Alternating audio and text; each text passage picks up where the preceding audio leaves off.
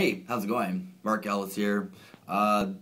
This is a little piece of poetry that I wrote. It's pretty humorous. Hope you guys enjoy it. It's entitled Ferns of Fury. Here we go. Ferns of fury, brown, black, and red, your wild garden's growing into a pretty hefty hedge. A little landscaping does a world of good for all the people playing down and around your neighborhood. A little maintenance is all I'm asking here and there. It doesn't take much, a little snip here and a little snip there. Just exactly what are you growing in that patch? Let me know when you're harvesting your crops. I may pop by and help you pick the batch. Are you letting your garden grow au naturel? You really ought to consider using some sprays to eradicate those smells. For it's the funk that stunk up that bush down below. Best be watering that shrub. And it never hurts to give it a mighty good scrub. For if you're trying to grow a really big bush, you need to make sure you fertilize the soil first with a lot of seed. I've read that it sometimes helps to plant the bush best while down on your hands and knees. My friend once asked to borrow my garden shears.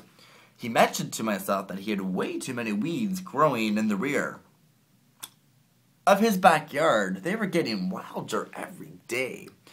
I took a peek with my own two eyes. His weeds were more coarse than hay.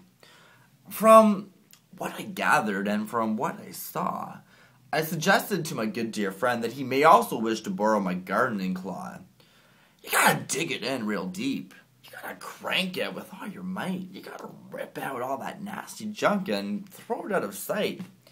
He thanked me and went right to work. He ripped those weeds out with a mighty jerk.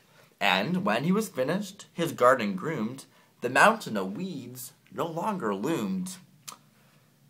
He looked down upon his newly trimmed treasure and instinctively knew that this certainly was one job that was going to give his wife much pleasure.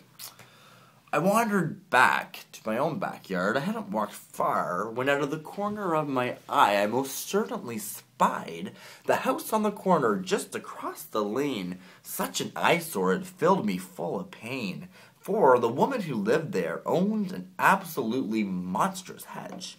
It was in such a sorry state, you could almost swear her bush was dead. That crazy woman, with her wild hair, to me it seemed, just didn't care about the appearance of her front lawn. The state it was in, its heydays long gone. If only, I thought, I could give her a little push to clean up her act and to trim her fucking bush. Hope you enjoyed it. Marc Ellis here, signing off.